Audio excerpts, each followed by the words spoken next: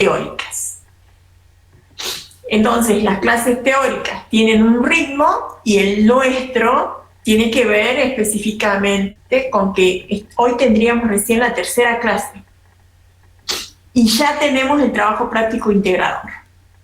Y se vence el jueves, le dijeron, sí, ¿no? ¿El jueves o viernes? ¿El 10 o el 11? Bueno, viernes, profe. Bien. Bueno, nosotros igual vamos a permitir que aquel que tenga alguna dificultad lo pueda presentar, ¿no es cierto?, el sábado, el domingo, hasta el lunes. Yo los voy a corregir, empezar a corregir el lunes a la tarde. Así que nosotros le hemos pedido al profesor, por favor, que tenga, ¿no es cierto?, tengamos una consideración con los tiempos, porque no estamos acompañando los procesos de lectura, los trabajos prácticos con el integrador, y eso tiene sus dificultades. No es difícil el trabajo práctico integrado. Es verdad, no es tan... Por eso vamos a dar unas orientaciones. Yo igual les voy a subir en el Classroom, les voy a subir las guías de los temas y ustedes van a ir haciéndolo. ¿Esto para qué le va a servir? Le va a servir para los finales, para ver cada uno de los temas. ¿Sí? Para eso sirven las guías. No necesariamente vamos a poder desarrollar todas las guías, pero yo les voy a dejar. Bien. Disculpe, profe. Comencemos entonces. ¿Sí? ¿Quién quiere hablar? Yo, con respecto al trabajo integrador, Paola, disculpe que la moleste, yo tengo problemas con dónde encontrar los temas, porque, por ejemplo, del 2A, yo estaba leyendo lo que es la cartilla grande, que tiene como 200 páginas, algo así. Ahí hablaba de las escuelas, de las diferentes escuelas. Después, ¿Alguien puede compartir la consigna? ¿La puede compartir a la pantalla?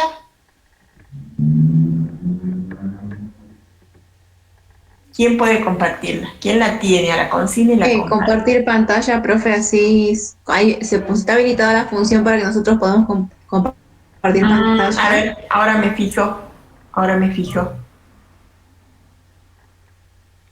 Sí, está habilitada. Cualquiera de ustedes puede hacerlo.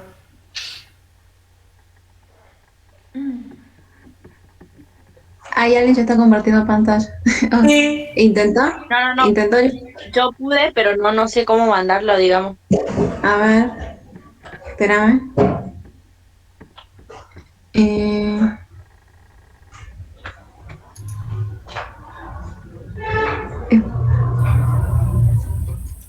Yo puedo compartirlo si quieren, pero si alguien me lo vuelve a reenviar al archivo, yo lo abro. Yo estoy teniendo dificultades. Estoy teniendo dificultades para compartir. Tienen que abrir primero el archivo. Claro. A ver si yo voy a ver si puedo compartirlo.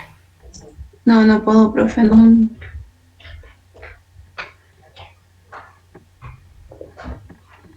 A ver.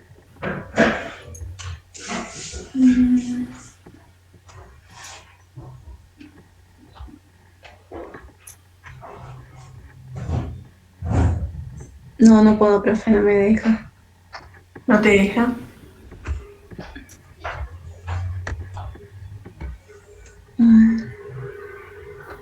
Profe, yo estoy intentando.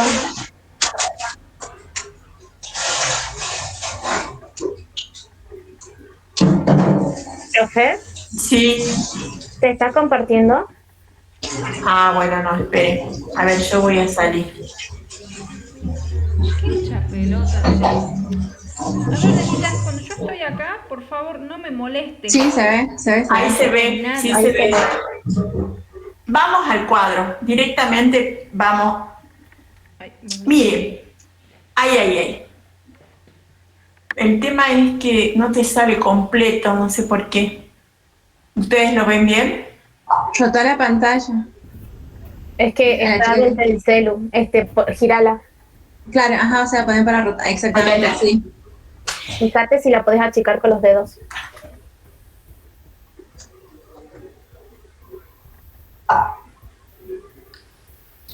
Yo lo podría comprar. Bien, ahí está. Lo importante es que veamos qué corresponde a cada columna, ¿sí? Ustedes tienen hacia el final del trabajo práctico integrador, tienen Creo que si la no se puede quitar el bibliografía, video, tiene que cambiar ¿sí? a modo impresión. Así recibo Entonces, nosotros tenemos que completar el punto 1 y implica que ustedes tengan que hacer la siguiente actividad. Tienen todo el material bibliográfico detallado y ustedes a ese material bibliográfico lo tienen que ubicar en las columnas. En la columna A, ¿sí?, van los autores que están en la cartilla con las fuentes. Hay 3 fuentes. Y en la columna B van las fichas de cátedra, que son 7. ¿Sí?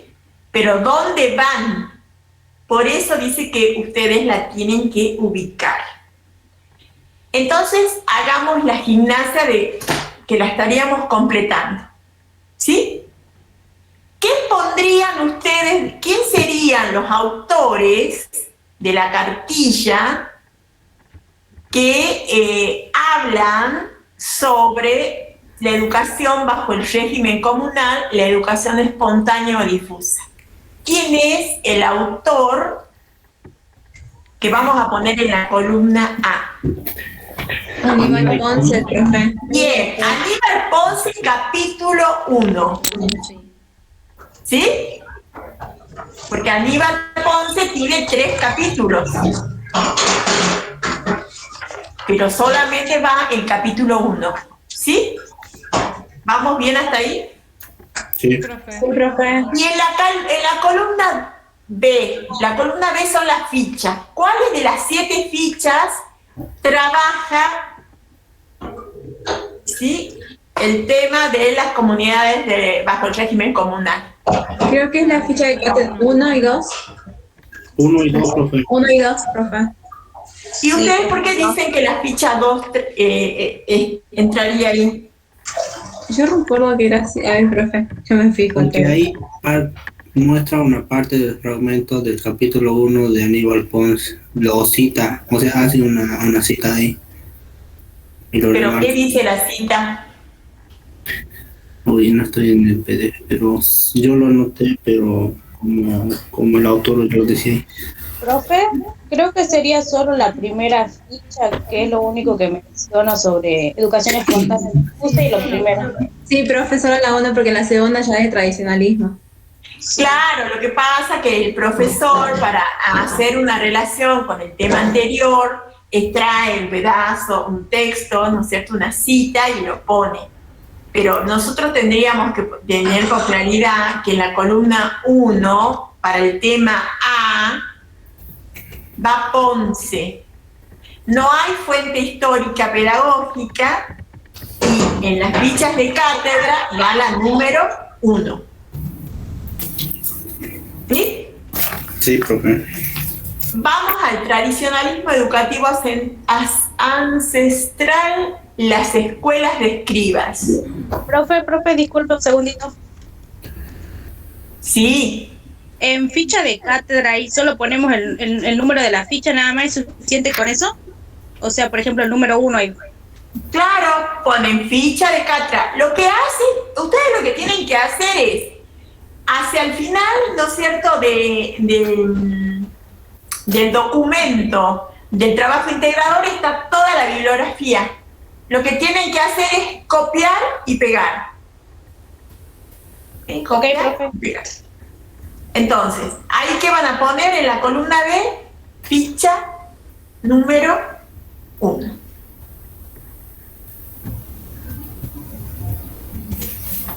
Les es mucho más fácil si se van hacia el final del texto, encuentran la bibliografía y lo que hacen hacen, ahí dice, ve, ficha de cátedra número 1. Acá lo estoy viendo el texto.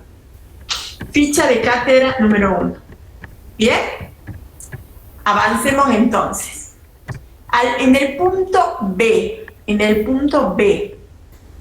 que es el tradicionalismo, punto seguido, ¿sí? Habla, seguimos con el punto 1. Es el punto B del, ahí. El tradicionalismo educativo ancestral, las escuelas de escribas. Bueno, ¿ahí qué va? ¿Qué autores van ahí? La Royo. Perfecto, La Royo. Aníbal Pons y Weinberg. Aníbal Ponce va para tradicionalismo educativo ancestral. No, profe. No. Weinberg. Weinberg, profe. Bien, Weinberg, sí, Weinberg. Y para los escribas, Kramer, profe. bien. Acuérdense que va el arroyo para los tradicionalismos, pero en la primera parte también del arroyo se habla de los escribas. ¿Leyeron? No leyeron. Hay una partecita. Pero también hay otro autor que habla sobre los escribas, aparte de Kramer. Marrow. ¿Quién es? Marrow. Bien, Marrow. Si ustedes van a la página 43 de Marrow, les describe cómo era la educación de los escribas. 43 en el PDF de la cartilla. Claro, no han leído todavía por ahí, pero ahí está. Sí, se menciona, profe, se habla sobre los escribas y que hablan sobre el tema de la escritura, que hay en Kramer fue donde se fundó la primera escuela de escribas y que ahí donde se fundó el legado de la escritura. Habla de los escribas orientales, sus características, Marrow desarrolla. ¿Sí? Entonces, ahí que tendríamos que poner también, ¿sí? Las páginas de Marrow que trabaja sobre los escribas. Entonces tenemos dos autores fuertemente La Royo para tradicionalismo, y para los escribas tenemos Kramer y tenemos Marrow. No hay fuente histórico-pedagógica. Ahí en la columna B, ¿qué pondrían? ¿Qué fichas pondrían?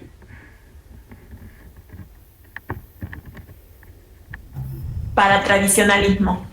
¿Cuáles son las fichas que el profesor ha preparado? La 2. La 2 y la 3. La 2 y la 3.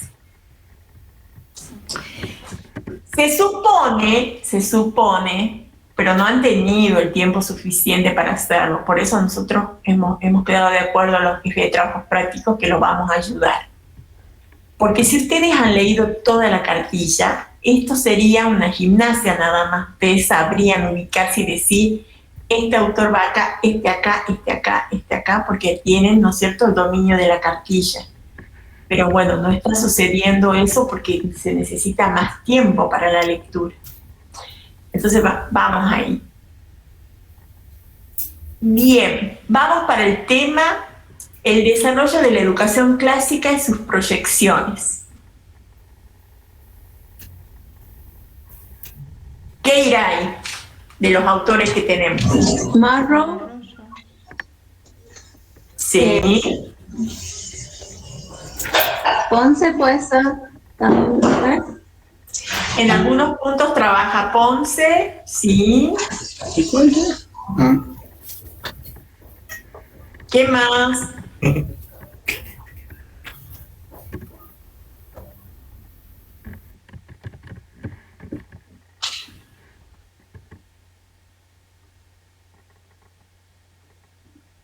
Nada. ¿Cuál, profe? Disculpe, me confundí. Estamos en el desarrollo de la educación clásica. Bowen, profe. Bueno, Lo que pasa es que trabaja mucho más, ahora les voy a explicar, ¿sí? Pero en realidad trabaja más cristianismo ya hacia el final, ¿no es cierto?, de la antigüedad.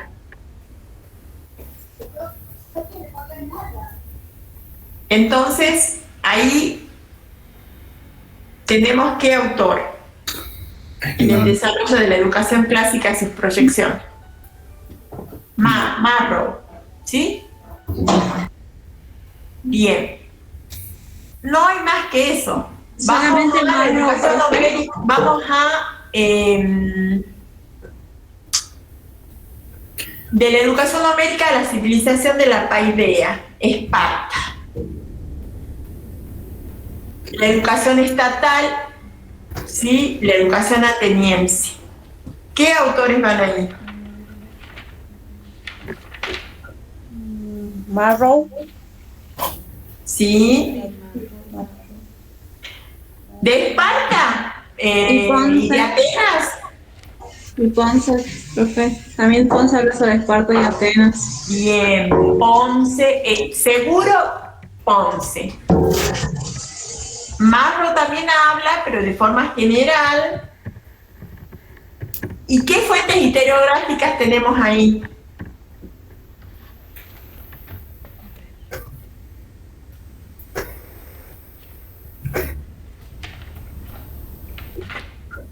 ¿Cómo sería una fuente histórico pedagógica? Claro, lo que pasa es que ahí tenemos dos fuentes historiográficas. Fíjense, es Platón y Aristóteles. Ve alguien, sí, Platón y Aristóteles, porque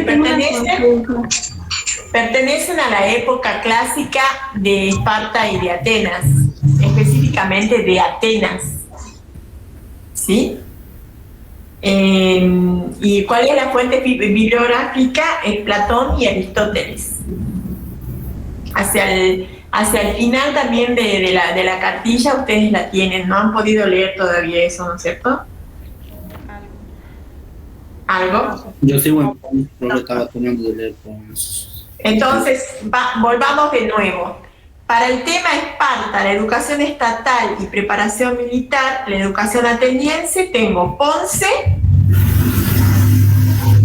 capítulo 2,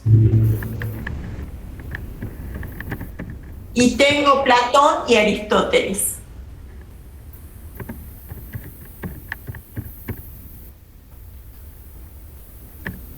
¿Qué ficha de cátedra trabaja el tema de Esparta y Atenas? La número 5, profe. Bien, la número 5. Perfecto. Ahí estarían completando ustedes, ¿no es cierto?, el de Esparta y el de Atenas. Roma. La número 7. No recuerdo. La número, la ficha de cátedra 6 y 7 y autor tenemos a Ponce también. ¿Y qué fuente historiográfica, histórico-pedagógica?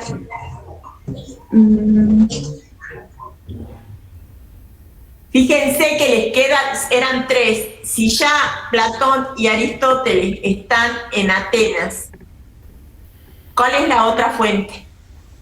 Quintiliano. Perfecto. Quintiliano es un romano.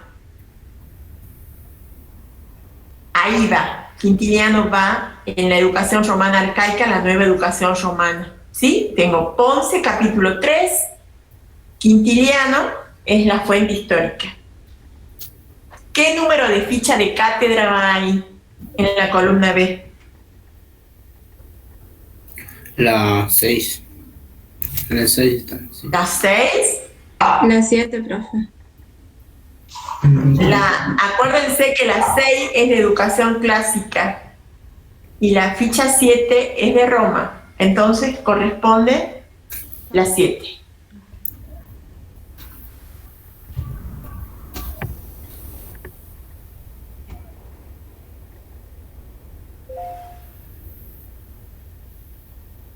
Eso es lo que tienen que hacer en el cuadro. ustedes tienen que agarrar la bibliografía, ver el tema, qué autor trabaja el tema, cuál es la fuente histórico-pedagógica. Tienen 3, y ya saben que 2 están en Esparta y Atenas. Y la tercera de Quintiliano está en Roma.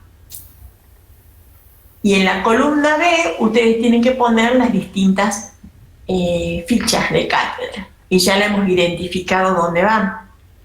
¿Sí? Bueno. Sí. Profe, Y bueno, tengo una pregunta. Educación clásica y cristianismo. ¿Qué autores trabajan ese tema? Aníbal. ¿Quiénes serán? Bowen. Marrow, capítulo 4, si no me equivoco. Bien. Morrow, Historia de la Educación en la Antigüedad, el Cristianismo y la Educación Clásica, y el epílogo, Fin de la Escuela Antigua. ¿Y quién es el otro autor que trabaja? Educación Clásica y Cristianismo. Bowen. Claro, muy bien, capítulo 13, la Iglesia Cristiana y el Saber de Occidente.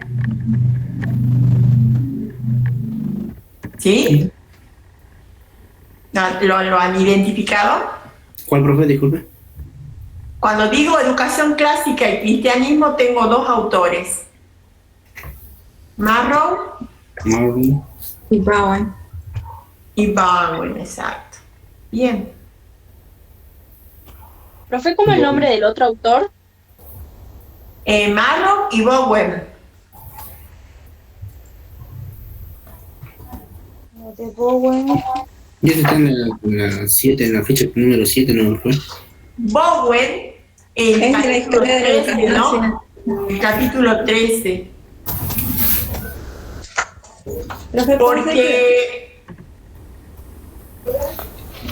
que de lo que ahí hablaba tiene Bowen, otro capítulo. Pero no es para ese tema.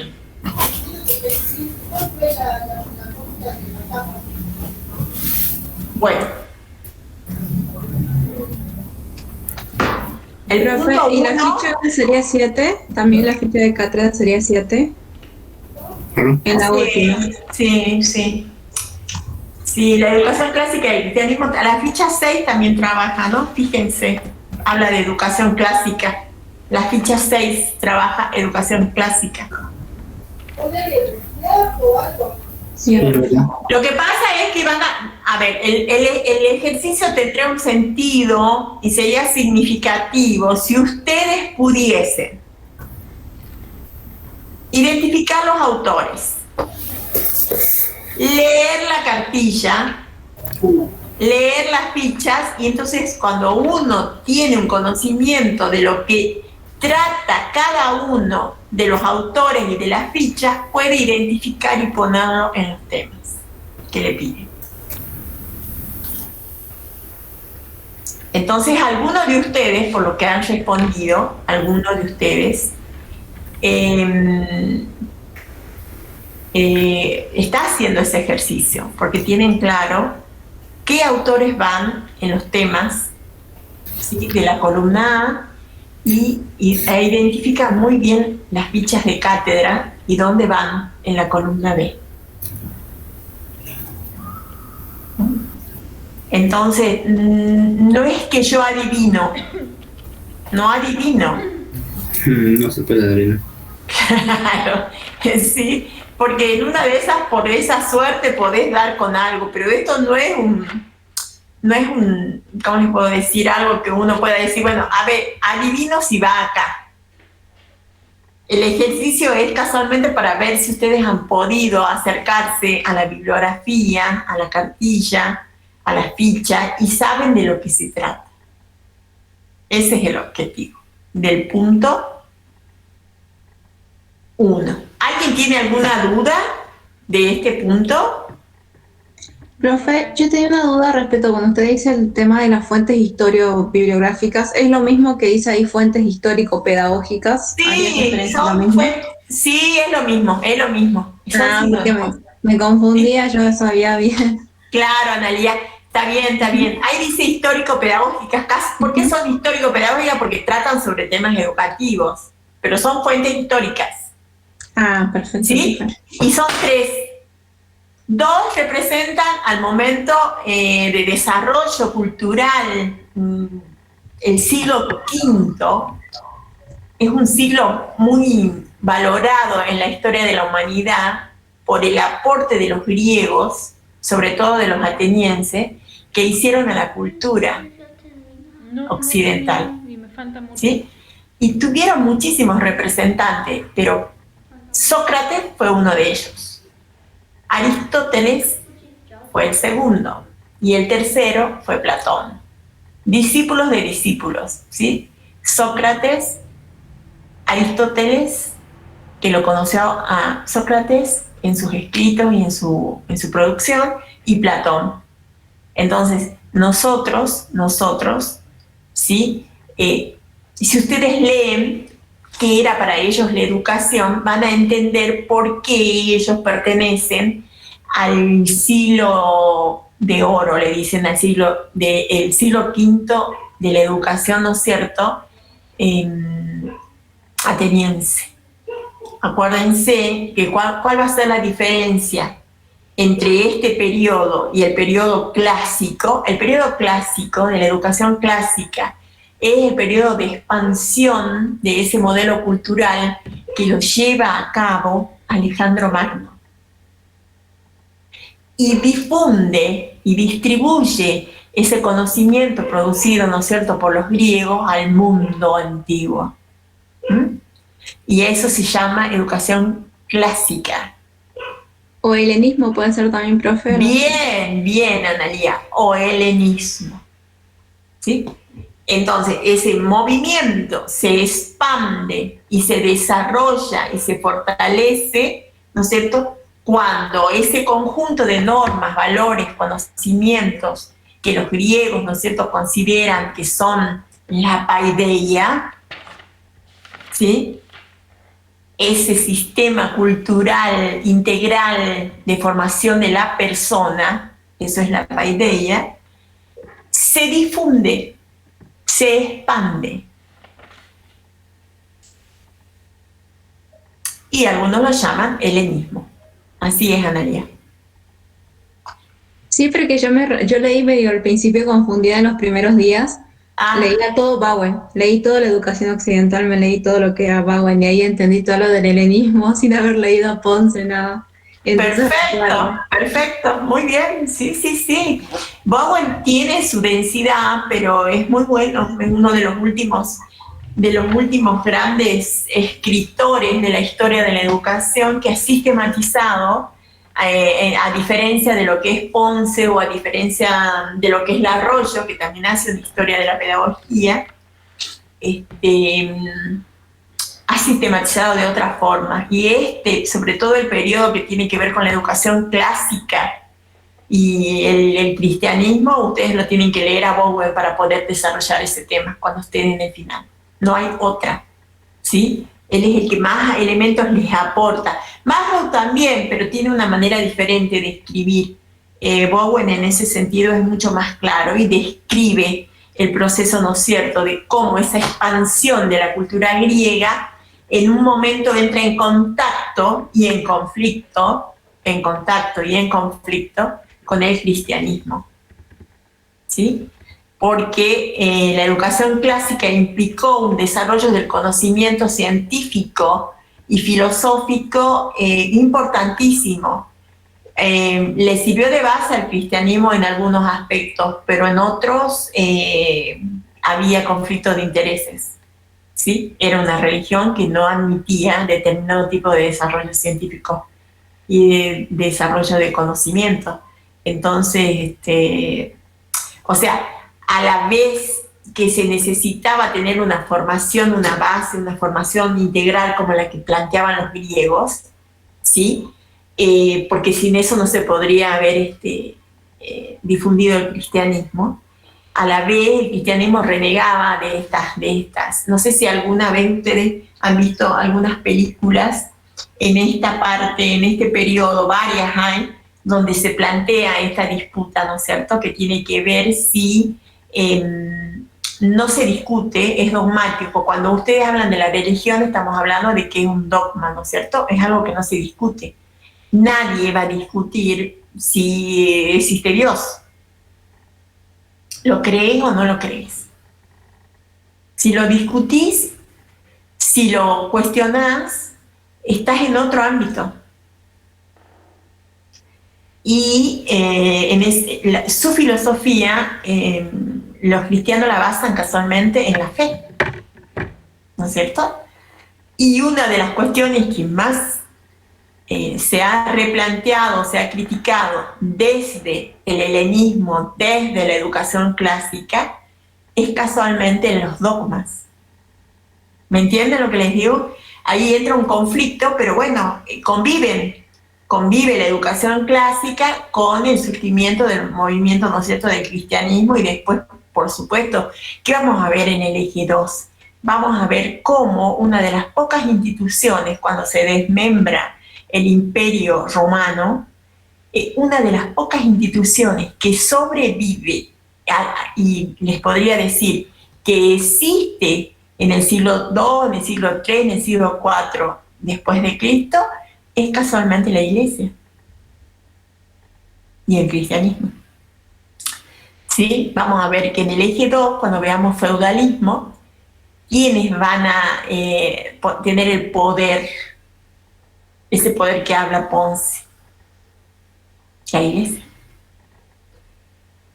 O sea, cuando veamos el eje 2, vamos a ver las relaciones entre la Iglesia y el conocimiento, entre la Iglesia y las formas de educación. Y vamos a ver cómo, ¿no es cierto?, una de las instituciones, nuestra institución, la universidad, surge del medioevo y está relacionada y está atada, una de sus formas de organizarse, que tienen que ver con la Iglesia. Entonces, ¿qué quiero decir con esto? Que nosotros vamos a ir leyendo y se va a ir complejizando la situación. En el primer eje lo que intenta es mostrarles cuáles fueron las primeras formas de educación y sus características desde cuando el hombre era sencillo, simple, vivía en comunidad, cuando empieza a organizarse, ¿no es cierto?, y su economía comienza a ser no de subsistencia, sino que empieza a haber un intercambio, se empieza a complejizar, aparecen instituciones como el Estado, ¿sí?, que van a hacer cambiar el foco, entonces las formas educativas también van a cambiar. Y a quienes vemos a los escribas, que son los primeros, ¿sí?, que de alguna manera, desde el punto de vista de la humanidad, contribuyen a la organización de esa institución educativa que forma a las personas para ser funcionarios. Ese es el tema que viene en el punto 2A. ¿Podéis subirlo un poquito? Profe, tengo una pregunta, pero esto ya es una duda personal. Usted dice que recién en el medioevo empiezan a surgir las universidades. Yo estoy un poquito como que mareada con el tiempo, porque en uno de los tradicionalismos, en el de Babilonia, se menciona una universidad que es la Universidad de Palatina o Universidad de Babilonia. Esa más claro, sí, ya sé. O sea, ellos tenían nivel superior, ¿no es cierto? Sí.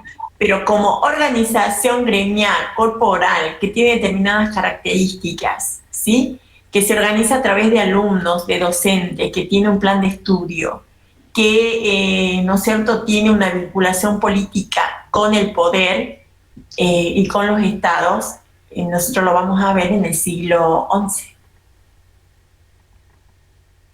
O sea, no quiere decir que no haya existido esa universidad como estudio superior, pero como institución regulada, organizada, con determinadas características y formadora en el nivel superior, lo vamos a ver recién en el siglo XI, cuando aparecen la mayoría de las universidades que nosotros conocemos en el mundo. Por supuesto que existen otras y han surgido en los siglos XVIII, XIX, XX, pero como corporación como agrupación, ¿no es cierto?, gremial y con íntimas relaciones, ¿no es cierto?, con el poder eclesiástico, la tenemos recién en el siglo XI y XII. Cuando uno habla del origen de las universidades, lo ubica en ese momento histórico. Bien, profe, gracias. Dale. Vamos al punto, el punto 2, ¿cómo están yendo con el punto 1? No hay ninguna, ¿alguien tiene alguna duda de cómo lo tenemos que hacer?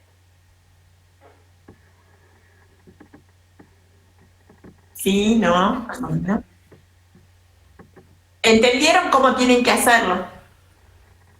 Sí, profe. Dale, bueno, listo. Pasemos al punto 2, que es el punto 2, lo analicemos las consignas y después vamos a hablar. Sí, ya, ahí lo dejemos. Son tres puntos en el A, B y C del punto 2. Dice, a continuación se proponen los ítems 2A, 2B y 2C. Deben elegir 2. De esos 3, eligen 2. ¿Sí? Pueden elegir el 2A, el 2B, el 2A y el 2C. Pueden elegir el 2B y el 2C. ¿Sí? O sea, tienen distintas maneras de combinarlos a los puntos, pero tienen que estar desarrollados 2. ¿Sí? Ok. 2. Bien. Vamos al punto 2A. A ver, un consejo.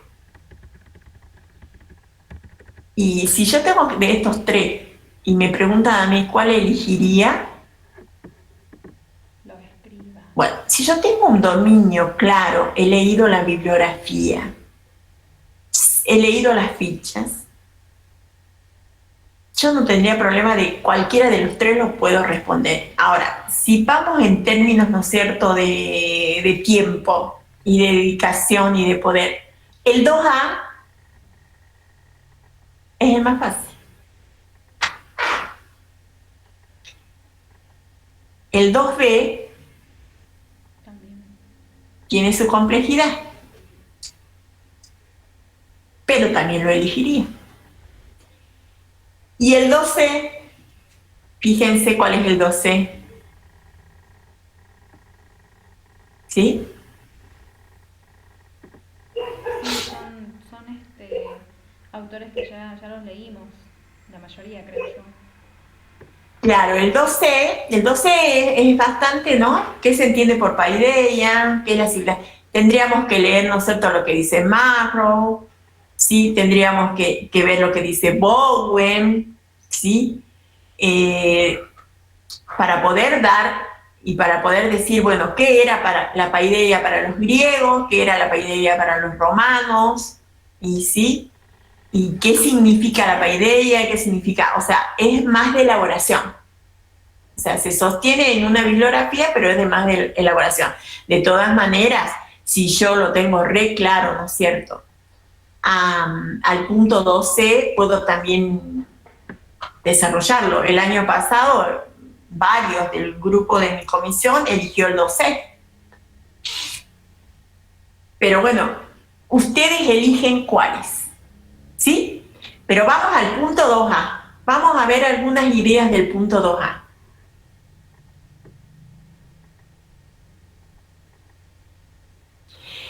¿Qué habíamos dicho? ¿Cuáles textos nos van a servir a nosotros para poder responder el punto 2A?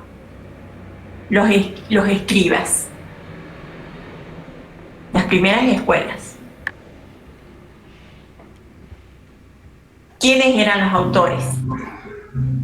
La Arroyo, Weinberg. Sí, cuando ven Egipto, uno de los tradicionalismos, él en su desarrollo ahí habla de los escribas. Bien, tenés algunos elementos del Arroyo cuando ves los escribas. Cuando... ¿Puede ser Kramer? ¿Cómo? Kramer y Marrow. Bien, bien, bien. Kramer y Marrow son los textos fundamentales para dar respuesta a los escribas.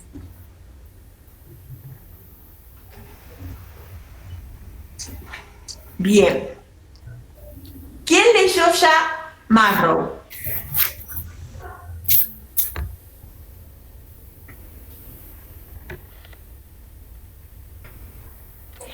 Veamos qué dice la consigna. La consigna tiene dos partes. Yo lo que les voy a enseñar es que ustedes tienen que analizar bien las consignas para poder responder. La consigna 2A tiene serían como dos dimensiones a responder. La primera es, miren lo que dice. A partir de la imagen número 1, esta del escriba sentado, ¿no es cierto? Realice la presentación del contexto y de las características de las primeras escuelas. Entonces yo, para poder responder a la 2A, ¿qué tengo que tener en cuenta según la consigna? El contexto. El contexto. Bien, yo antes de decir y de explicar cuáles son las características de las primeras escuelas relacionadas con los escribas, tengo que plantear el contexto. Muy bien. Marrow lo menciona al inicio, en la introducción. Toda la introducción él hace como, empieza a narrar lo que es el contexto antes de que se inicie todo este proceso de las primeras escuelas, y después recién empieza a hablar puntualmente del tema. Bien, yo por ejemplo, ¿qué identifiqué? ¿Quieren que les lea? Yo me puse a hacer el trabajo práctico esta mañana. Yo les leo. Ustedes vayan viendo si alguna de esas ideas las pueden ir poniendo ahí. ¿Sí? El contexto sociohistórico de la creación del escriba sentado se remonta al tercer milenio antes de Cristo, entre los años 2900 y 2200 aproximadamente, en el Imperio egipcio. Larroyo afirma que en este periodo la capital del imperio residía en Memphis, en donde regía una monarquía absoluta. El faraón poseía atributos divinos y tenía en sus manos todo el poder. También en esta sociedad esclavista y tributaria existió una heterogeneidad de clases sociales, tales como los sacerdotes, faraones, altos dignatarios, jueces y médicos, y los escribas. Los escribas, que ocupaban la más alta jerarquía, mientras que los comerciantes, artesanos y braceros eran la clase media, y los campesinos esclavos conformaban, ¿no es cierto?, los estratos más inferiores. Estos últimos pagaban tributaciones, que eran recaudadas por los escribas. Su economía se basaba en la ganadería, la agricultura, labraban el oro, el cuarzo, las mujeres hilaban y tejían, existían diversos oficios, y en la comercialización marítima, ¿no es cierto?, se comercializaban esclavos, pieles, oros, especias. También se importaban vinos, armas. Bueno, se practicaba la monogamia dentro de del mismo grupo. Su vida religiosa era muy importante. Fue una época en donde se construyeron grandes necrópolis y pirámides. A partir del siglo 3000 a.C., con el surgimiento de la escritura cuneiforme en Sumer, ¿sí?, se preceden las primeras escuelas, en donde se enseñaba su práctica por aquellos hombres que dominaban su enseñanza y su estudio, los escribas. Para Marrow, las culturas escribas compartieron dificultades en esas prácticas debido a la complejidad de los diferentes tipos de escritura, la jeroglífica, la hierática, la demótica y el empleo de lenguas distintas, súmero, acadio, arameo, en el mismo medio cultural. Los escribas orientales eran los encargados de llevar la contabilidad y la administración de todo lo que se producía en lo político y social. Pertenecían a una clase privilegiada, al servicio del palacio y de los tiempos. Participaban del ejercicio del poder. ¿De dónde? Por supuesto que esto hay que pulirlo, pero yo iba leyendo y iba sacando algunas ideas, ¿no? Pero yo, por ejemplo, ¿qué saqué de Marrow? Textual. El escriba oriental continuará siendo principalmente el hombre que lleva las cuentas, clasifica los archivos, redacta las órdenes, es capaz de recibirlas por escrito y como consecuencia muy natural se encargaba de su ejecución. Eso dice Marrow en la página 22. Otra cita. Había escribas subalternos y escribas de alta categoría, escribas adscriptos al servicio del rey y escribas al servicio de los templos, escribas especializados en tal categoría particular de la actividad burocrática, escribas, en fin, que podían ascender mucho de categoría hasta llegar a ser altos dignatarios del gobierno. Eso dice Kramer. ¿En dónde? En la página 50.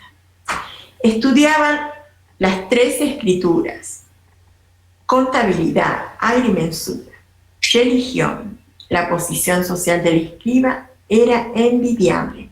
Previo examen ocupaban los empleos más elevados en el Estado egipcio. Larroyo, páginas 88. ¿Me entienden?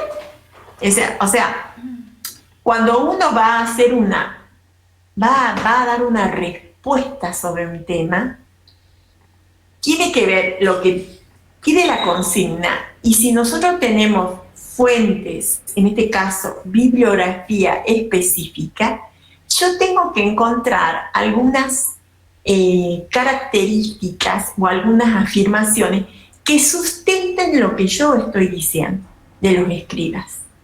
¿Me entienden? Entonces las citas son muy importantes, muy importantes. ¿Qué más? Otra idea que también encontré ahí. Por las ruinas arqueológicas encontradas podemos saber que existían prácticas educativas escolarizadas, programas, métodos, material didáctico, contenidos para garantizar la formación de los escribas. Estas presentaban las siguientes características. ¿Cómo eran las prácticas educativas? Porque ahora pasaríamos como a, primero yo tengo que contextualizar dónde se produjo, en qué momento histórico, ubicando el tiempo, el espacio, algunas características de la sociedad, algunas características de cómo era la economía, de cómo era su organización política en ese momento. Entonces, como ya tengo de alguna manera identificado que si se hablan de las primeras escuelas, las escuelas son de Summer, las escuelas, ¿no es cierto?, son de los escribas. ¿Dónde comienza la escritura? Mucho más antes, por supuesto, pero ¿dónde tiene importancia para la formación? Casualmente es en Summer. Entonces, como ya tengo, ¿no es cierto?, caracterizado, entonces voy a ir a identificar cuáles eran esas prácticas educativas y qué características tenían. ¿Sí? Por ejemplo, yo les voy a leer las características y les voy a leer las citas, ¿sí?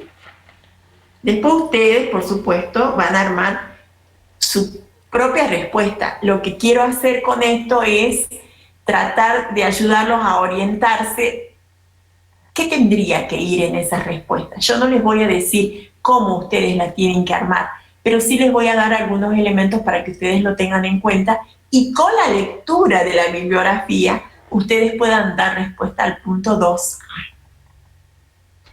Por ejemplo, una de las características que yo pondría es: disponían de un espacio físico en los palacios y templos y de materiales didácticos para facilitar la enseñanza y el aprendizaje. ¿Qué dice Marrow? 2 aulas con sus hileras paralelas de bancos para 2 o 3 o 4 alumnos y diseminado por el suelo todo un conjunto de material escolar de escribanía, de terracota, tablillas y conchas. Así dice Marro. ¿Qué dice Kramer? La mayor parte de estas tabletas son del tipo administrativo y nos permiten seguir una tras otra todas las fases de la vida económica sumeria, dice Kramer en la página 50. Hay poca información de los métodos. Otra característica es que hay poca información de los métodos y técnicas pedagógicas que se practicaban. Podemos afirmar que acudían a la enseñanza imitativa, memorística y rutinaria. El aprendizaje de la escritura se hacía mediante la copia, el ejercicio, la reproducción y el estudio de los signos pictográficos que representaban ideas, sílabas y conceptos, pero también se aprendía por medio de la enseñanza oral. ¿Qué dice Marro? Marro dice, el maestro enseñaba ante todo al alumno la manera de tomar el estilo, el cálamo y de imprimir o trazar los signos elementales. Después le enseñaba un modelo para copiar y reproducir. Primero signos simples, luego cada vez más complicados. Palabras aisladas, por ejemplo, nombres propios posteriormente y poco a poco frases enteras, trozos más largos, sobre todo algunas fórmulas de correspondencia. El maestro leía un texto, lo comentaba e interrogaba al alumno sobre el tema. El nivel se elevaba y verdaderas discusiones acababan por suscitarse entre ambos. La formación del escriba apuntaba más alto y pretendía alcanzar una formación completa del carácter y del alma. Marro, página 23. ¿Qué dice Kramer? Por la mañana, al entrar en clase, el alumno estudiaba la tableta que había preparado la víspera. Luego, el gran hermano, quizás podríamos decir el hermano mayor, es decir, el profesor auxiliar, preparaba una nueva tablilla que el estudiante se ponía a copiar y a estudiar. Es muy probable que después examinase las copias para cerciorarse de que estuvieran correctamente escritas. La memoria jugaba un papel importantísimo en el trabajo de los estudiantes. Kramer también dice, se han extraído centenares de tablillas en las que hay inscrito toda suerte de deberes escritos de la misma mano de los alumnos y que continúan una parte de su tarea escolar cotidiana. Varían desde los más lamentables arañazos del párvulo hasta los signos de trazo elegante del estudiante adelantado a punto de lograr su diploma. Kramer, página 50. ¿Me entienden, chicos? O sea, digo una característica, hago una cita. Sería la lógica que ustedes tendrían que tener para fundamentar, ¿sí?, cuáles son las características que tienen los escribas. Otra característica puede ser, la enseñanza estaba destinada a los hombres de las clases privilegiadas. ¿Qué dice Kramer? La enseñanza no era general ni obligatoria. La mayor parte de los estudiantes procedían de familias acomodadas. Para mejor definir su identidad, muchos de estos escribas anotan a continuación de su nombre el de su padre, indicando al mismo tiempo su profesión. Schneider comprobó que los padres de los escribas resultaban ser los gobernadores, los padres de la ciudad, los embajadores. En resumen, los escribas eran los hijos de los ciudadanos más ricos de las comunidades urbanas. No consta ni una sola mujer en esos documentos. Kramer, página 52. Dice Kramer que el alumno consagraba varios años a los estudios, desde su niñez hasta el final de la adolescencia. Es por ello que el programa de estudio de las escuelas se dividía en dos secciones. En la primera, la instrucción era de carácter científico, y en la segunda era más literaria y creativa. ¿Qué dice Kramer? Y es un texto, yo ahí lo copié largo, y dice: en lo que se refiere a la primera sección, hay que subrayar que los programas se desarrollaban en función del objetivo primordial de la escuela, que que era el de enseñar al escriba a escribir y manejar la lengua sumeria. Para responder a esta necesidad pedagógica, los profesores sumerios inventaron un sistema de instrucción consistente sobre todo en el establecimiento de repertorio, es decir, clasificaban las palabras de su idioma en grupos de vocablos y de expresiones, ¿sí?, relacionadas entre sí por el sentido. Después las hacían aprender de memoria a los alumnos, copiarlas y recopiarlas, hasta que los estudiantes fuesen capaces de reproducirlas con facilidad. Estos libros de clase fueron complicándose de siglo en siglo y progresivamente fueron transformándose en manuales más o menos estereotipados de uso en todas las escuelas de Sumer.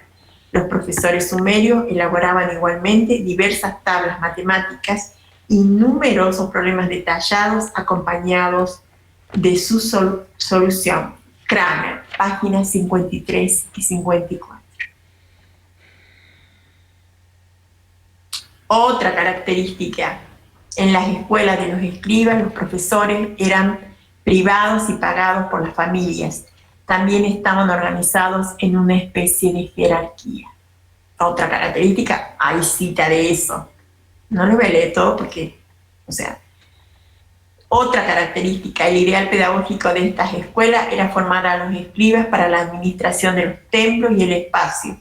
Con el tiempo, su fin también fue formarlos en distintas ramas del conocimiento y la cultura.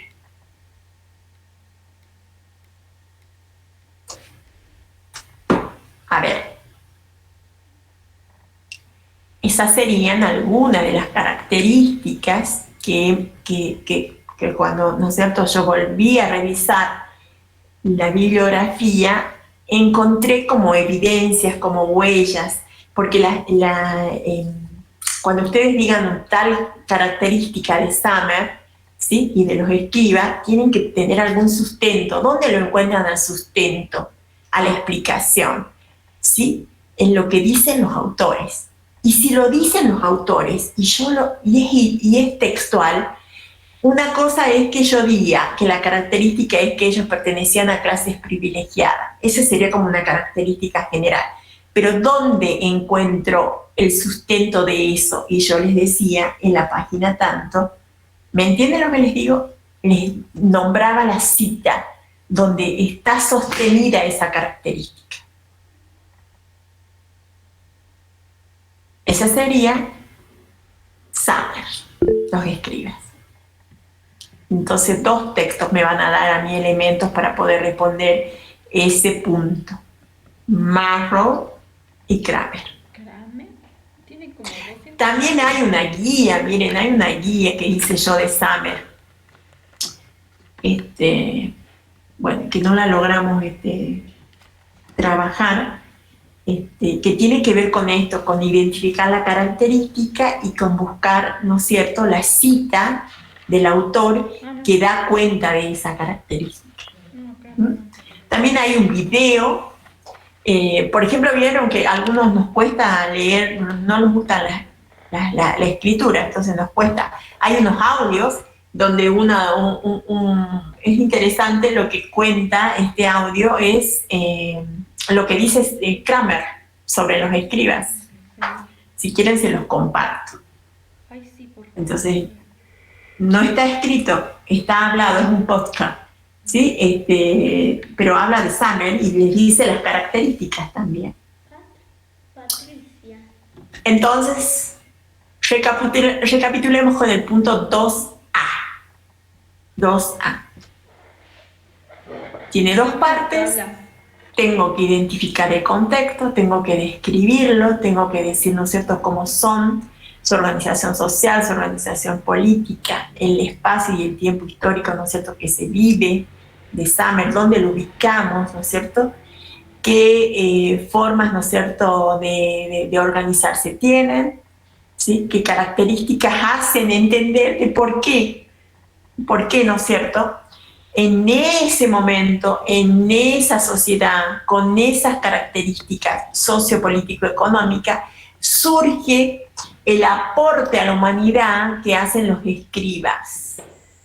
¿Sí? Por eso los vemos, porque son las primeras escuelas.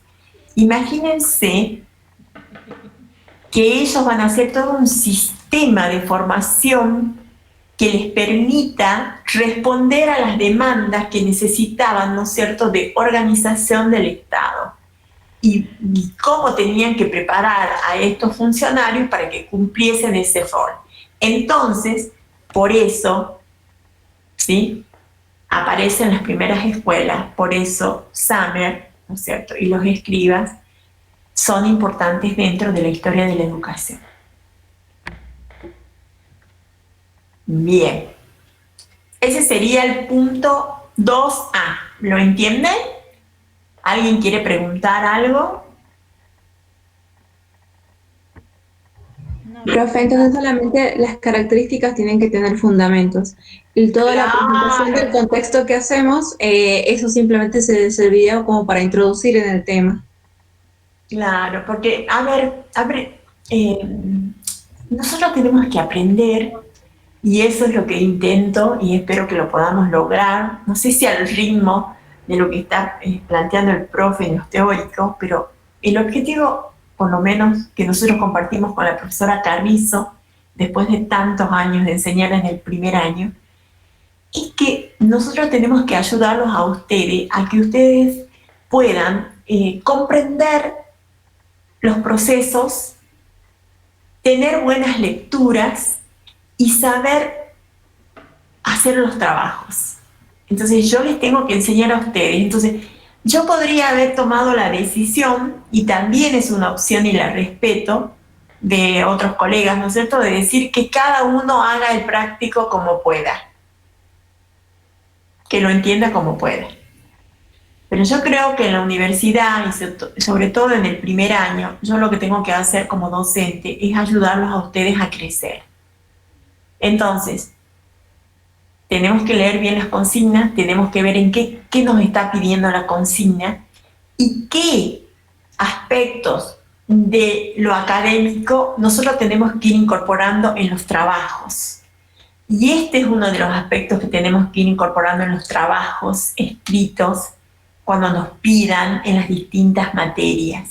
Y es que si voy a hacer las citas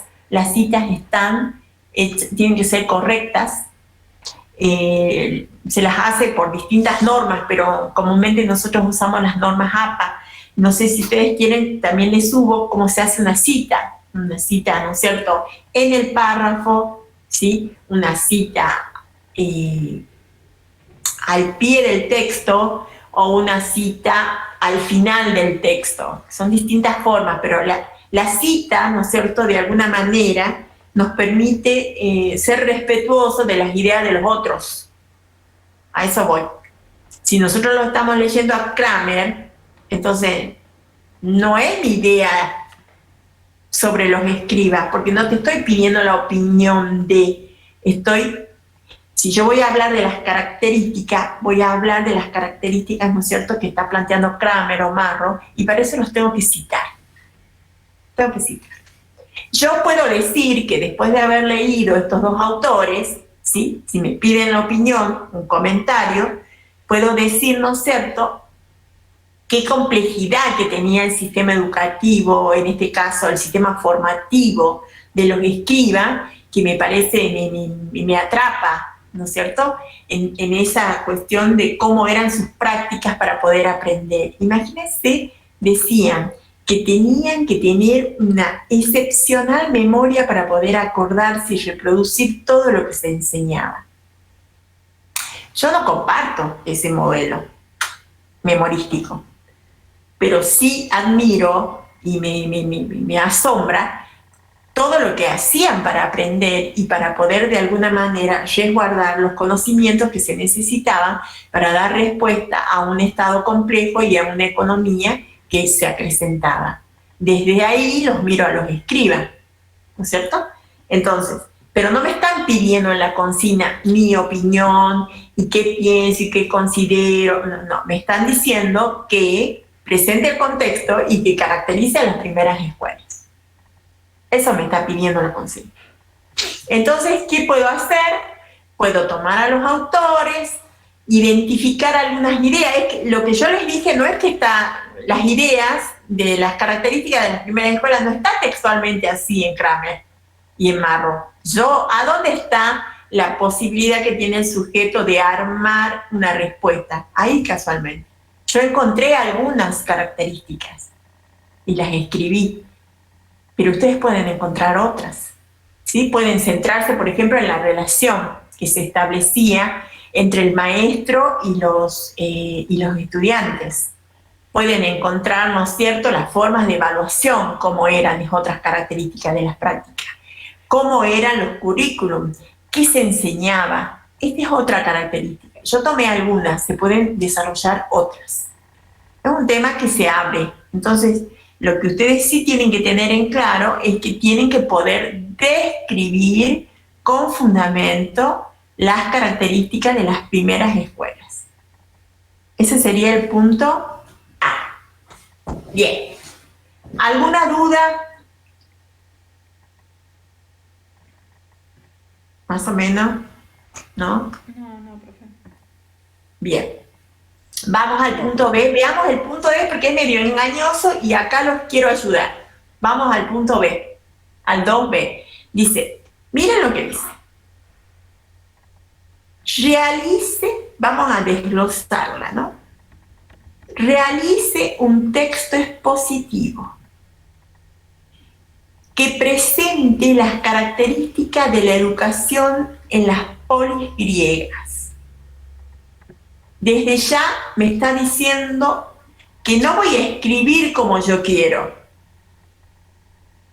Voy a escribir un texto expositivo. ¿Sí? Un texto expositivo. ¿Qué será un texto expositivo? A ver, ¿qué piensan ustedes? Exponer lo que está en acá. Que expone y da a conocer. Que expone, pero ¿qué es exponer? ¿Qué es exponer? En términos, ¿qué es un texto expositivo? ¿Qué encuentro en un texto expositivo? Información. Bien, ¿qué más? Que la presentación de un determinado tema. Sí, información sobre un determinado tema. Pero ¿cómo se presenta esa información? Porque yo puedo hacer, por ejemplo, una narración y puedo decir, ¿no es cierto?, puedo escribir y relatar y decir, ¿no es cierto?, que la vida de los griegos me fascina cuando, ¿no es cierto?, en la etapa heroico-guerrera, ¿no es cierto?, como había esa presencia del mito, y el mito, ¿no es cierto?, para mí, ¿no es cierto?, fue una de las cosas más interesantes cuando yo veía mitología griega y me gustaba, ¿no es cierto? Bueno, puedo escribir así, pero No. ¿eso es un texto expositivo? ¿El texto expositivo no es más objetivo, profe? Yo no creo que ningún texto sea objetivo, pero que no narra, eso es seguro. No describe poniendo los sentimientos de uno, narrando, ¿no sé, todo lo que nos gusta, las opiniones, ¿sí? Bueno, ¿qué debería tener un texto expositivo? Tiene un fundamento teórico. Claro. Datos. Explica. ¿Me entendés? Enuncia, afirma. ¿Sí? ¿Qué características tendrá?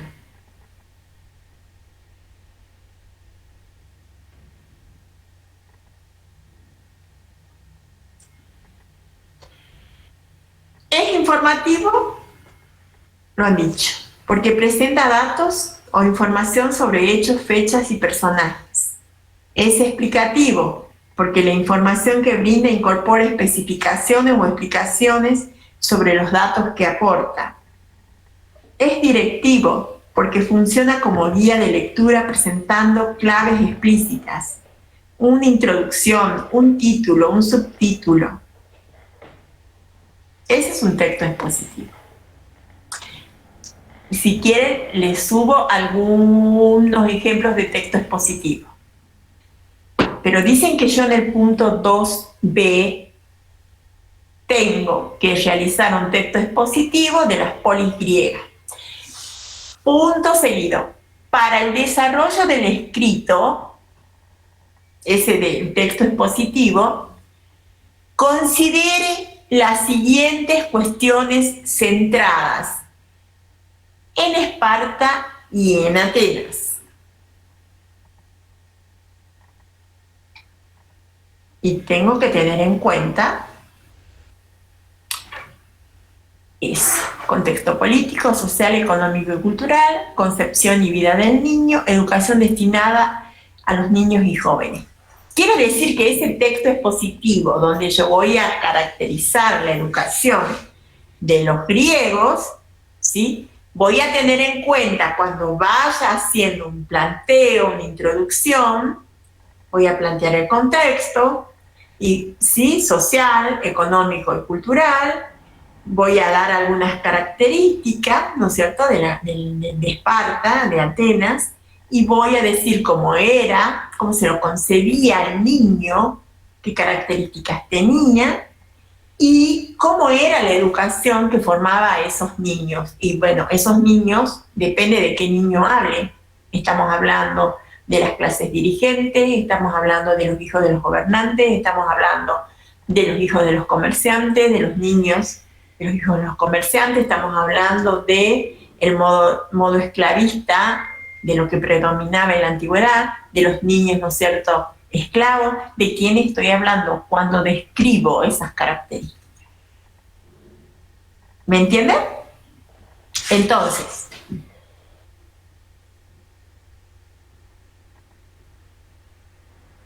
hay diferencia.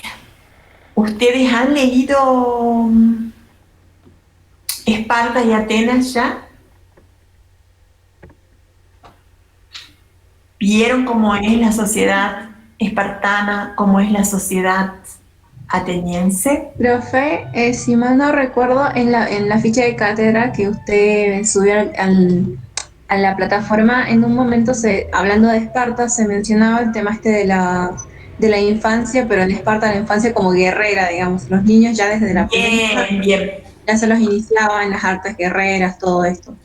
¿Quién puede compartir la ficha número 5? ¿Quién puede compartir la ficha número 5? ¿Alguien la tiene a mano?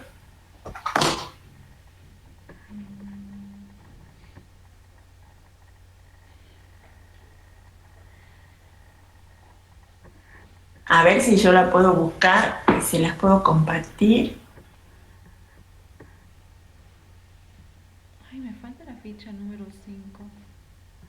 ¿Qué dice la ficha número 5? Ah, no, acá está.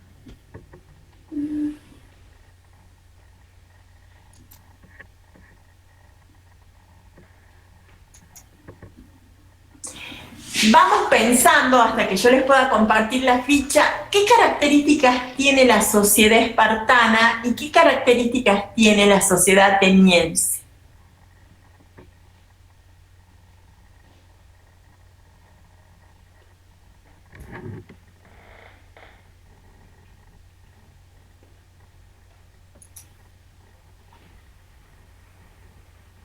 Profe, yo intenté para compartir pantalla, pero no sé si se ve. A ver.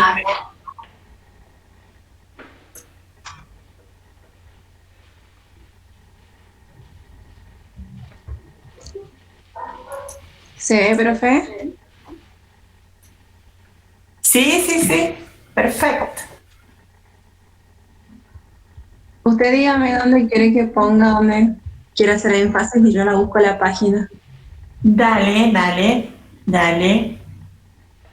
Bueno, esa ficha cuando la hicimos con la profe Carrizo, con Elizabeth,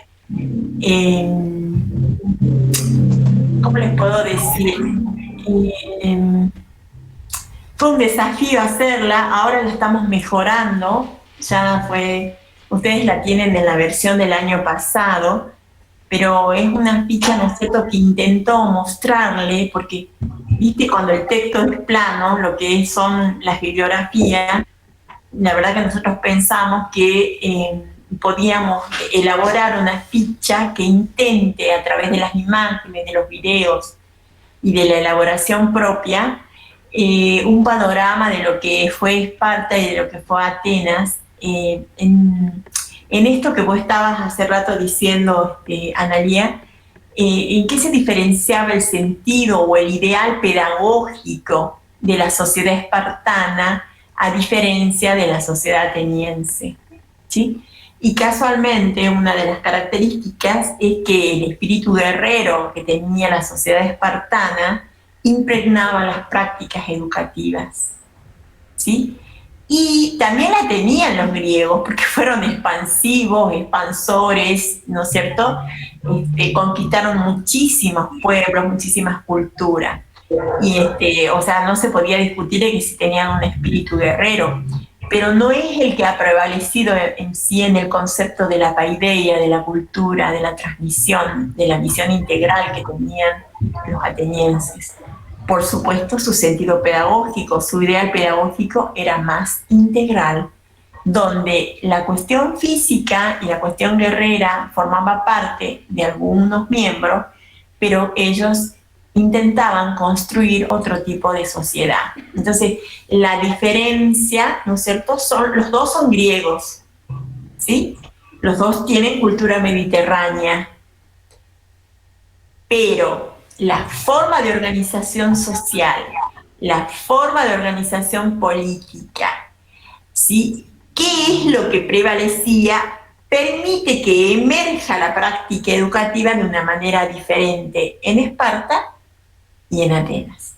Y eso es lo que intenta la ficha. Si vos avanzás un poquito, ¿sí? Si vos avanzás, sigamos. Sí, ahí en la introducción, bueno, sigamos. Miren, ahí. Ahí, profe. Yo lo tengo marcado, disculpe. Está bien, no hay problema. Pero cada una de las imágenes nosotros las hemos ido seleccionando para dar cuenta. ¿Quién no podría unir en términos de la imagen lo que era la sociedad espartana? ¿Sí? Esa flecha, ese escudo y la posición de ataque tiene que ver con su ideal pedagógico. ¿Sí? O sea, hasta cuando elegimos las imágenes queríamos, ¿no es cierto?, de alguna manera transmitir lo que queríamos escribir. ¿Sí? Bueno, ahí habla, ¿no es cierto?, sigamos, el del concepto de polis, ¿sí?, que es muy importante. Ahí, profe, usted dígame. Sigamos.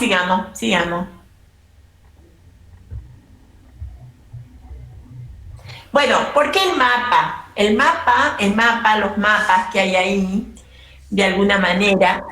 Vean ustedes cómo, ¿no es cierto?, yo les estaba dando hace rato una característica tan importante, y era, ¿no es cierto?, espíritu de expansión que tenían. Fíjense, miren cómo dice que los territorios controlados por Atenas, en rojo, ¿sí?, y los amarillos de Esparta. ¿Quién era más expansiva en términos? ¿Sí? Y miren los aliados de Esparta, naranja. Miren todo territorialmente cómo se expandía Esparta. ¿Sí? O sea, los mapas, ¿qué nos pueden? Los mapas son representaciones, ¿no es cierto?, que según la escala que uno utilice puede transmitir distintos tipos de información. Pero acá lo elegimos para que ustedes vean que el espíritu guerrero estaba íntimamente relacionado con sus habilidades y sus expansiones territoriales. Bien, sigamos. Dígame, profe. Sí, bueno. Ahí hay una ubicación, que también la usa el profesor en su ficha, creo que la número 6. Sí, en la ficha 6 también está. ¿Sí? Cuando nosotros estudiamos Grecia tenemos 4 periodos fuertes, dicen ellos. El primer periodo es el heroico caballeresco, y les dice desde cuándo hasta cuándo.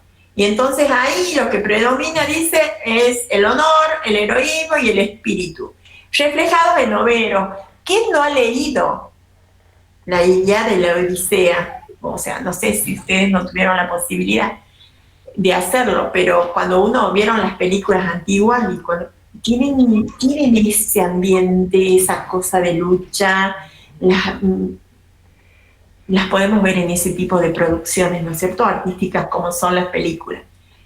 Pero hay un periodo heroico, dice. Después hay una época espartana, donde la mayor predominancia, el mayor poder, la mayor expansión que tuvieron estos pueblos está dada por Esparta. Y miren lo que les dice, ahí ya hay una característica que ustedes tendrían que ponerla cuando a través del texto expositivo caractericen Esparta y Atenas. Dice, con un modelo de cultura militarista y colectiva, donde lo individual estaba subordinado a los ideales de la vida comunitaria. Esa sería como una cara. Distinta a la tercera época de los atenienses, ¿sí? Donde el predominio, ¿quién lo tuvo entre los siglos V y IV antes de Cristo? Atenas. Y miren lo que dice. Marcó el clasicismo griego, dice, ¿sí? Propone una cultura más humanística y más democrática, que defendía, además de los ideales comunitarios, el respeto a la libertad, el cultivo al espíritu y la razón. Imagínense lo que significan para nosotros, desde el punto de vista filosófico, desde el punto de vista de las ideas, lo que significó Sócrates, Aristóteles y Platón.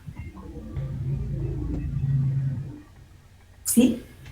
Entonces, distinta a la época espartana. Y en la época helenística, que también lo había planteado Analía, ¿no es cierto?, que es una síntesis y que abarca desde que muere Alejandro Magno hasta la caída de Egipto, dice.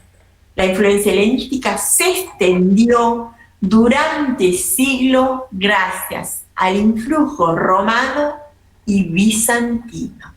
¿Cómo conocemos nosotros a los griegos? A través de los romanos. A través de los romanos. Porque es quienes se expandieron, sobre todo en los últimos siglos de la antigüedad, son los romanos. Y su organización, ¿no es cierto?, el imperio romano. Pero, ¿qué distribuyeron a nivel de la cultura? Varias cosas, porque heredamos de los romanos. El derecho, la cuestión jurídica, los sistemas de comunicación, los sistemas, ¿no es cierto?, de riego, de todo lo que serían caminos, todo. Pero desde el punto de vista cultural, los griegos fueron los que nos transmitieron. O sea, a través de los romanos conocimos a los griegos. Bien, sigamos. Profe, ¿y qué hay de lo que se menciona del trivium y el quadrivium? Bien, el trivium y el quadrivium es el sistema de organización del currículum de los griegos. ¿Sí? Miren, antes que pasemos, ¿en qué sentido lo decís, Analia? Porque yo recuerdo que el profe en la explicación decía que Paideia a los ciclos relacionaba con el ciclo Paideia y que era la enciclopedia, y que en el trivium estaban incorporados, eran 3 asignaturas, y después en el quadrivium también otras 4, y que esas iban a trascender, digamos, tanto que le íbamos a conocer hasta lo que, digamos, hasta estas instancias. Es como que es un punto en el que se crea una herencia tan grande, digamos, que trasciende y se llega a conocer entre nosotros. Yo tengo acá anotado. Esperen un ratito, profe. Sí.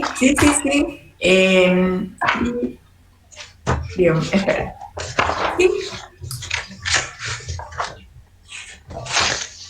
Sí. A ver. Los griegos organizaron sus conocimientos, ¿sí?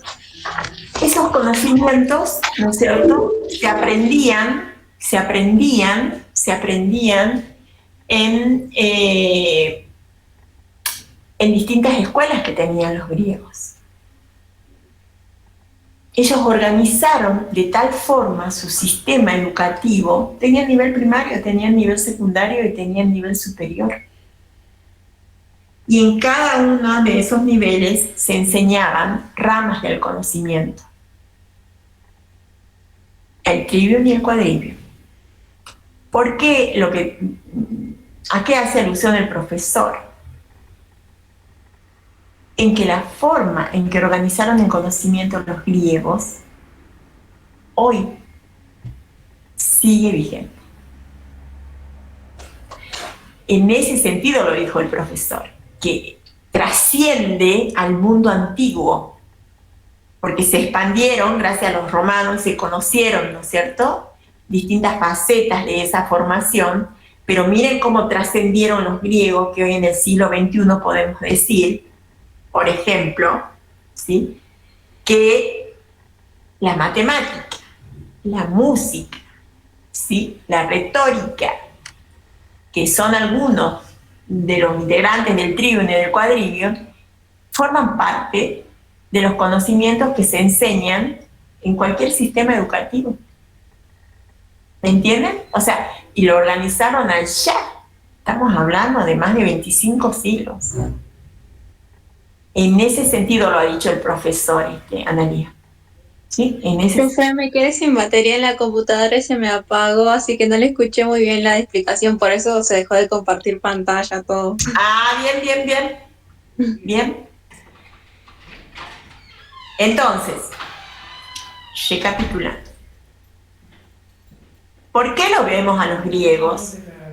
¿Sí? ¿Por qué cuando vemos las formas educativas que han tenido los humanos, nosotros no podemos dejar de mencionar a los griegos? Porque los griegos organizaron el conocimiento pensando que esas formas, ¿no es cierto?, de conocer la realidad, de alguna manera intentaban una formación integral del sujeto y por lo tanto de su cultura. ¿Cuál? La paideia. Ellos le llamaban eso, a la cultura. ¿Sí? Bien, entonces, esa forma de organizar que en el feudalismo, en el medioevo, ¿sí?, se tomó como base al trivium y al quadrivium, ¿sí?, en la etapa moderna y en la etapa contemporánea se sigue organizando el conocimiento, según los griegos. Y tenemos nivel primario, nivel secundario, nivel superior. Bueno, ahora se ha creado, ¿no es cierto?, el posgrado. No había posgrado en los griegos, pero el sistema así como está organizado viene de allá, ese es el aporte que hicieron los griegos a la humanidad, así como los escribas hicieron el aporte de una institución que se creaba para enseñar específicamente a sus futuros funcionarios, y entonces dicen que la historia comienza en Summer, ¿sí? Comienza ahí. Nosotros podemos decir que los griegos le aportaron casualmente la organización del currículum a los sistemas educativos actuales. Estamos hablando de muchísimos. Entonces trasciende, va más allá. Entonces, ¿qué es importante? Responder al punto 2b. ¿Cómo eran los griegos? A ver, ¿qué dicen los autores? ¿Ustedes qué pueden decir? ¿Cómo eran los griegos?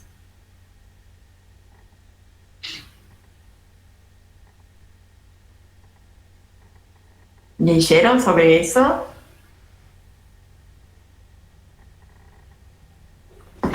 La guía de trabajo, por ejemplo, yo les pedía la guía de trabajo para hacer sobre Esparta y Atenas y para poder de alguna manera comparar, primero, identificar las ideas más importantes de ambas sociedades, si bien las dos pertenecían, ¿no es cierto?, a Grecia. La cultura espartana, una cultura guerrera, una cultura estatal, donde el Estado, ¿no es cierto?, a partir de los 7 años se hacía cargo del niño. ¿Cuál niño? No cualquier niño. El niño era preparado, ¿no es cierto?, para ser un espartano, un guerrero, pero si tenía alguna dificultad física no podía ser guerrero, porque tenía que ser fuerte para enfrentar, ¿sí? Entonces, si no tenía esas características, se decía que los mataban, porque no podían responder al ideal, ¿no es cierto?, del guerrero fuerte, valiente y físicamente, ¿no es cierto?, dotado para poder de alguna manera responder al ideal. Distinto al ideal ateniense, que dice que es más integral, ¿no es cierto?, que es más donde lo físico, se cultivaba el físico, más vale que sí, pero que no era solamente con fines guerreros. Entonces yo en la guía le pedí a ustedes que identifiquen las características de la educación espartana, que identifiquen las características de la educación griega y entonces puedan compararlas, ¿sí? A ustedes ya ahí en la consigna ya les están diciendo qué aspectos tienen que decir, en qué diferían los atenienses de los espartanos. Ustedes tienen que escribir en el 2B, un texto expositivo que dé cuenta de las características de Esparta y de Atenas y que responda también los puntos que le piden ahí. Que era sobre la concepción del niño, creo que dice. Esperen que lo vea de nuevo.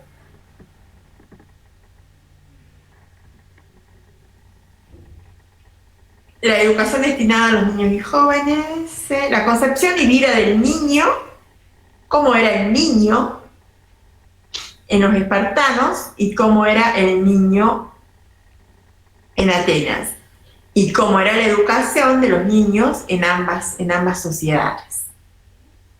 Entonces, en ese texto ustedes constantemente van a tener que estar comparando, ¿sí?, y diciendo en qué aspectos eran parecidos los espartanos y en qué aspectos eran diferentes los atenienses. Yo digo que ustedes tienen que tomar como referencia lo siguiente para poder responder a este tema. Entonces son como las sugerencias que yo le diría para poder responder. Primero tengo que leer la bibliografía y tengo que encontrar ahí algunas características del contexto político y social. O sea, tengo que presentar primero en ese texto expositivo, tengo que presentar primero el contexto político, social y económico de ambas culturas, de Esparta y Atenas, ¿sí? Y después tengo que centrarme en dos aspectos fundamentales que les están pidiendo ahí, que es cómo se percibía la vida y la concepción del niño, cómo eran vistos los niños en ambas culturas, ¿sí? Y qué tipo de educación se le impartía a esos niños, a esos jóvenes, en ambas culturas. Ese sería el punto 2B. Si alguien quiere alguna pregunta, ya son como, ¿qué hora es? Ay, son las 4:56. Entonces yo tomaría Ponce, Marrow y la ficha número 5. Por eso les digo yo que el punto 2A es mucho más llevadero, porque el punto 2B y 2C implican mayor elaboración, muchísima mayor elaboración.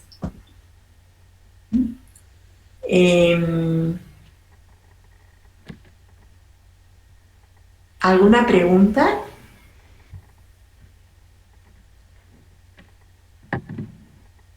Se durmieron. De mi parte ninguna, profe. Profe, Sí. ¿se podría contrastar, digamos, el ideal guerrero que tenía Esparta con el tema este? Creo que en Atenas se tenía el ideal este de o no me puedo acordar, de la Calocagatía. Sí. Ay, miren.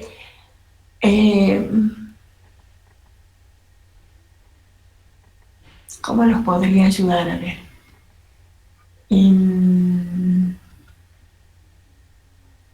Es que claro, si hago como dice los escribas, bueno, yo también le direcciono la lectura y no es que yo le tenga que direccionar la lectura, ustedes tienen que poder apropiarse de los textos y señalar y seleccionar aquellas ideas más importantes, ¿sí? Yo diría que si ustedes se centran en la ficha número 5, van a encontrar, porque casualmente está organizada, primero Esparta y después Atenas. Entonces yo creo que ustedes deberían hacer una buena lectura de esa ficha y van a poder entonces comparar y contrarrestar, ¿no es cierto?, los dos tipos de sociedades. Sí, evidentemente tenés que comparar. A la pregunta tuya tenés que comparar. Sí, Viviana. ¿Sí? Quería consultar acerca del punto 2C. Si de la misma manera que veníamos realizando, por ejemplo, la explicación y luego poder sustentar con su cita bibliográfica, ¿lo tenemos que hacer a ese punto? Claro. Lo mismo que, miren, en el segundo le piden un texto expositivo. Entonces tiene que haber una introducción, un desarrollo y un cierre. Tiene que haber un planteo del contexto y tiene que haber, ¿no es cierto?, enunciados de las características de los espartanos y de los atenienses y centrarse específicamente en cómo se concebía la vida y a los niños y qué características tenía la educación de los espartanos y de los griegos. Por supuesto, con algunas citas. Sí, me refería más para el punto 2C también, para el punto 2C, por ejemplo, yo les leo algo, ¿quieren? Del punto 2C, para una idea, porque esto es más, ¿sí? El helenismo, porque cuando uno trabaja el tema de la paideia griega y de sus ideales, no puede no mencionar el significado que tuvo el helenismo, ¿no es cierto? Entonces dice, el helenismo fue un periodo que abarcó desde la muerte de Alejandro Magno hasta la conquista de Roma sobre Grecia, entre los siglos 323 al 30 a.C., en donde la cultura griega se expandió por todo el Mediterráneo, tomando aportes y tradiciones de otros pueblos, unificando el habla de una sola lengua, cruzando las barreras raciales que los diferenciaba. Es decir, hubo una fusión cultural entre las polis griegas y las ciudades de los bárbaros. También fue de mucha importancia el progreso en el estudio de las ciencias, la literatura, la astronomía, el arte, la arquitectura, entre otras. Para que se llevara a cabo esta unificación, la educación griega pasó a ser el eje central de la civilización. Dice Marron, no se puede ser otra cosa que el hecho de comulgar con un mismo ideal, con un mismo pensamiento atinente a la finalidad esencial del hombre y a los medios de alcanzarla. En suma, la comunidad de civilización, mejor dicho, la cultura. Marron, página 118. Bajo la perspectiva universal cosmopolita, ciudadano del mundo, la educación griega o paideia tenía como fin la excelencia moral del hombre que alcanzara todo su potencial en el desarrollo de su personalidad e individualidad, que era consciente de todas sus aptitudes, posibilidades y derechos, que lo hacía apto para su existencia y servicio a la polis, ya que se dedicaban su vida a los actos cívicos y políticos, que los distinguían de los bárbaros y los llevaba a una vida deseable y de felicidad, mediante la disciplina filosófica. Dice Marron, más que nunca el hombre griego se piensa a sí mismo como centro y medida de todas las cosas. Para el pensamiento helenístico, la existencia humana no tiene otro objeto que el de alcanzar la forma más rica y más perfecta de la personalidad, como el coroplasta modela y decora sus figuras de arcilla, así como cada hombre debe imponerse como tarea fundamental la de modelar su propia estatua. dice Maslow en la página 117. La paideia, que en griego significa educación o formación, fue una técnica que instruía al niño de valores éticos, morales, infería en la formación intelectual, en el carácter y en la armonía física y espiritual, como también todas las prácticas necesarias para la vida. La educación griega se dio en establecimientos educativos, en escuelas elementales, medias y superiores, en la palestra y en el gimnasio. Se supervisaba, ¿no es cierto?, la enseñanza. Quienes supervisaban la enseñanza eran los maestros, los gramatites. Había una sistematización de la enseñanza en los niveles, había educación doméstica, primaria, superior.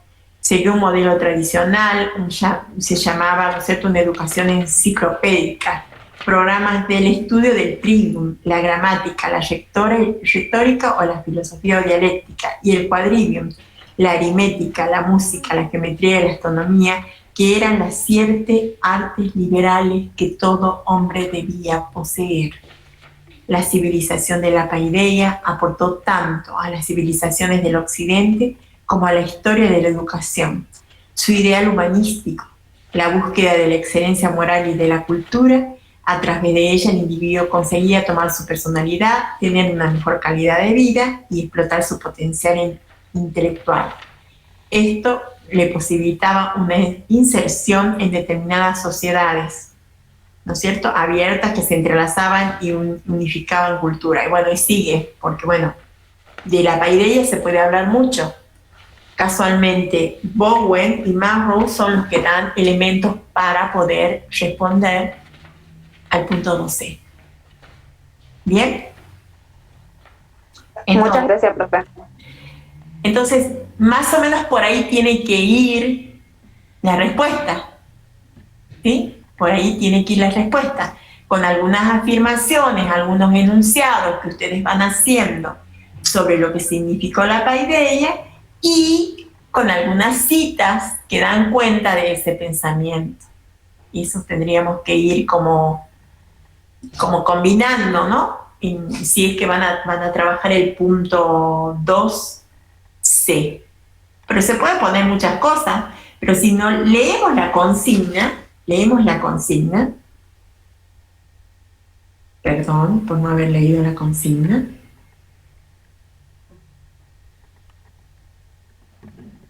Dice, a partir de la siguiente diapositiva realiza una exposición que aborde la temática. Puede considerar como orientación, quiere decir que yo puedo incluir otras. Las siguientes cuestiones. ¿A qué hace referencia el autor Maslow? ¿Qué características tiene la paideia? ¿Qué influencias tiene la paideia en el humanista de la educación romana? Pero puedo poner otras cosas.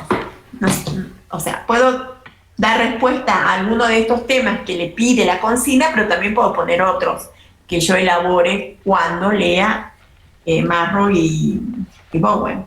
No necesariamente solo responder a lo que pide acá. Bueno, después el punto 3, más de elaboración personal, es decir, cómo ustedes se han sentido más frágiles o más fortalecidos en algunos aspectos. Esa es una pregunta más de reflexión y de autoevaluación, cómo se han sentido ustedes, ¿no es cierto? Yo les pido disculpas que no podamos tener los tiempos suficientes para trabajarlos, ¿cómo les puedo decir?, más meticulosamente a los temas. Pero bueno, ¿dónde vamos a encontrar la flexibilidad? Por lo menos hemos acordado, ¿no es cierto?, con la profe Carrizo, ¿dónde? El 11 se sube. ¿Dónde lo tienen que subir? Lo tienen que subir en la plataforma Moodle, ¿sí? Ahí lo tienen que subir al trabajo. No lo pueden subir en otro lugar. No lo pueden subir en el Classroom. No me lo pueden mandar por correo. Tienen que subirlo a la plataforma de Moodle, ¿sí? Ahí lo tienen que subir. ¿Hasta cuándo lo pueden subir? Bueno, dice 11, pero nosotros vamos a esperar unos días más, hasta el lunes. Si alguien, ¿no es cierto?, quiere subirlo el jueves o el viernes, listo, perfecto. Yo he visto que hay alumnos que ya están subiendo. No sé, creo que no sé si alguno de ustedes, pero ya vi que había como 24 trabajos subidos. Pero, tienen más días, tienen sábado, domingo, lunes, hasta lunes a la tarde, si es que alguno necesita un tiempo más. ¿Sí? Bueno. Gracias, profe. Sí, profe, muchas gracias. Bueno, entonces, después que ya se relajen y entonces ya hayan presentado el trabajo, es su primer trabajo práctico integrador, el objetivo no es aplazarlo, el objetivo es que ustedes aprendan. Si alguno, ¿no es cierto?, tiene que revisar, va a tener la etapa esa para recuperar, no se hagan problemas. ¿Sí? Yo les pido lectura, les pido concentración y que puedan armar el trabajo. Aún así puede existir la posibilidad de que tengan que recuperarlo, de que tengan que hacerlo mejor. Existe esa posibilidad. ¿Sí? Entonces, no vean que se le cae el mundo, sino nosotros lo que tenemos que aprender es andar en este mundo académico. Y andar en este mundo académico significa dedicarse, leer, analizar, preguntar y empezar a armarse de algunas herramientas que le van a servir para cualquier asignatura. Y el tiempo, no se preocupen por el tiempo. Si alguien tiene alguna dificultad, podemos dar alguna situación excepcional y les vamos a dar el tiempo para hacer el trabajo integrador. Si alguien tiene que ir a recuperar, tendrá ese tiempo. Pero les quiero dar una consigna para el martes que viene, porque mañana comenzamos el eje 2 con el profesor. ¿Sí?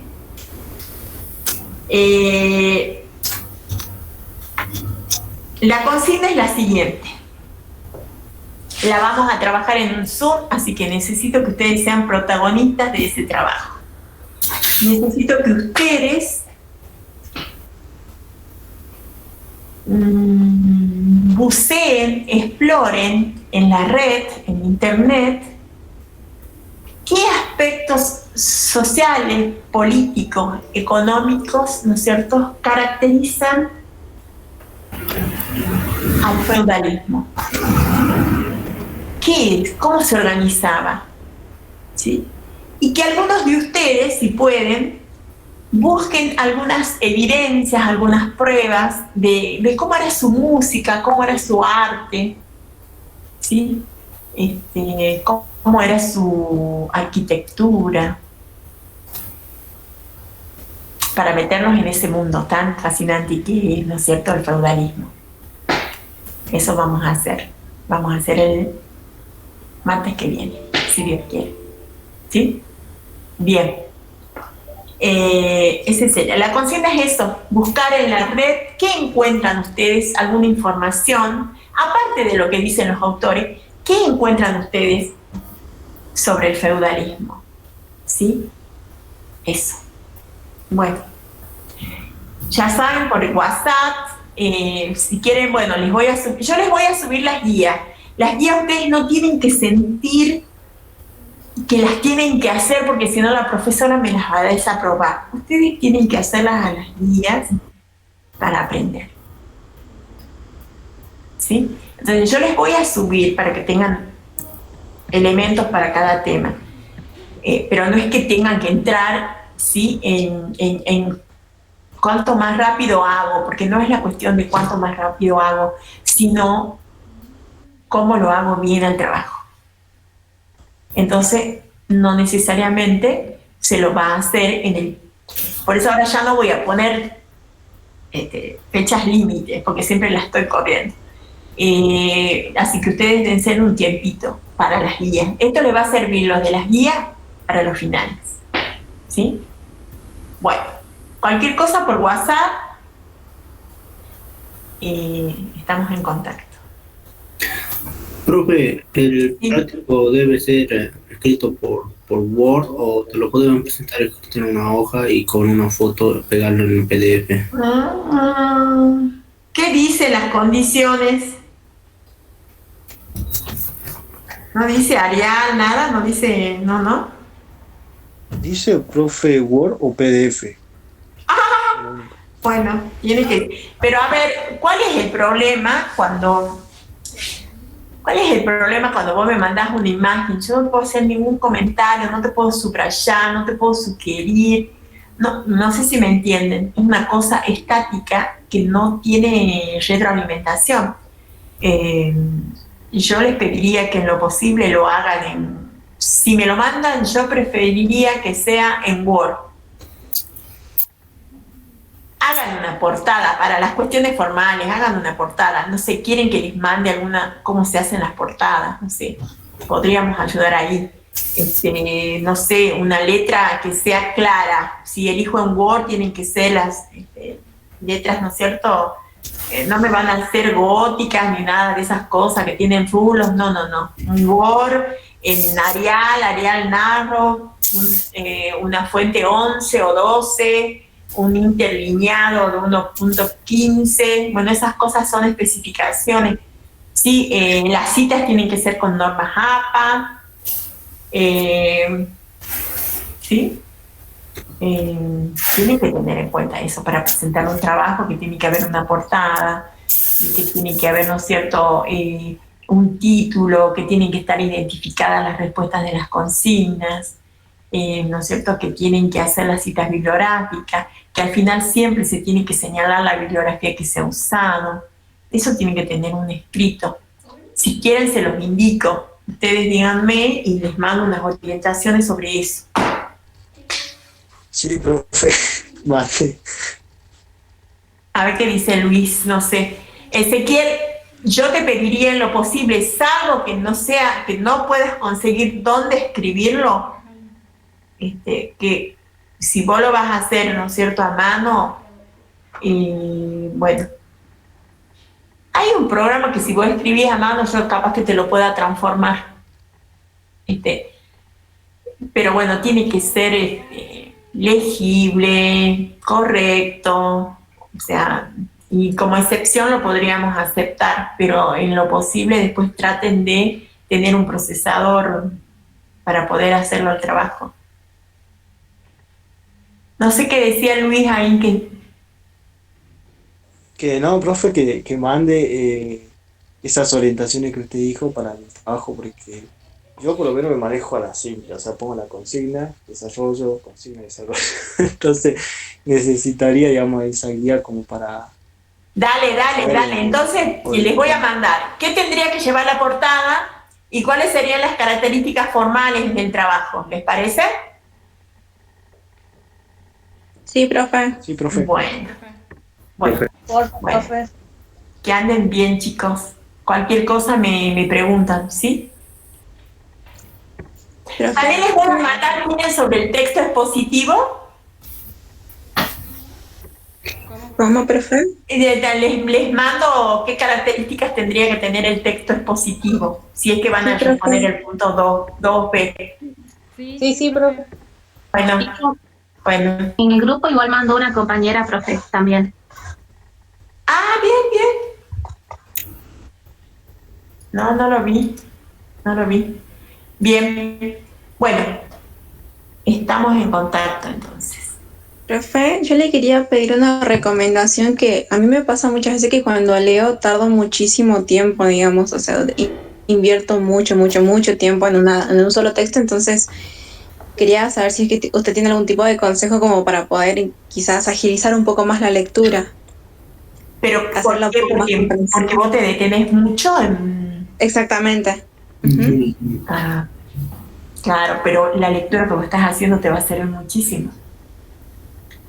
Yo creo, claro, ahora los está, ¿cómo se dice? Los está apurando el tiempo para la presentación. Sí, exactamente, es como que me desespera mucho el saber que no tengo mucho tiempo como para dedicarle, entonces para agilizar más eso es... Claro, bueno, entonces hay que ser práctico. ¿Cuáles son los textos que a mí me van a dar respuesta en las consignas? O sea, eso tendrías que hacer. ¿Me entendés? O sea, pero lo que vos estás haciendo, si vos tenés una lectura más meticulosa, ¿sí? ¿Me entendés? Donde vos avanzás y vas comprendiendo lo que estás leyendo, lo vas a aprender y no te vas a olvidar. O sea que yo no te voy a decir que no hagas ese tipo de lectura, porque creo que es una de las mejores lecturas que pueden hacer uno con respecto al texto. Pero si tenés que responder a este trabajo, lee los textos que te van a permitir responder a ese trabajo. Bien, ¿sí? profe.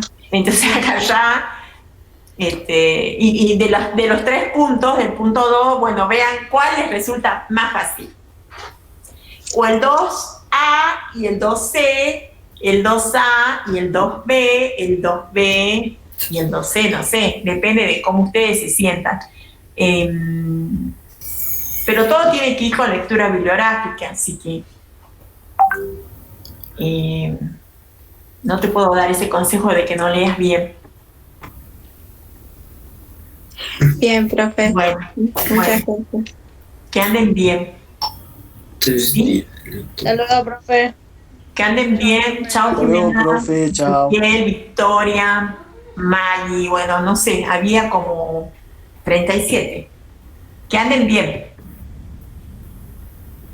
Gracias, profesora, nos vemos. Chao, profe.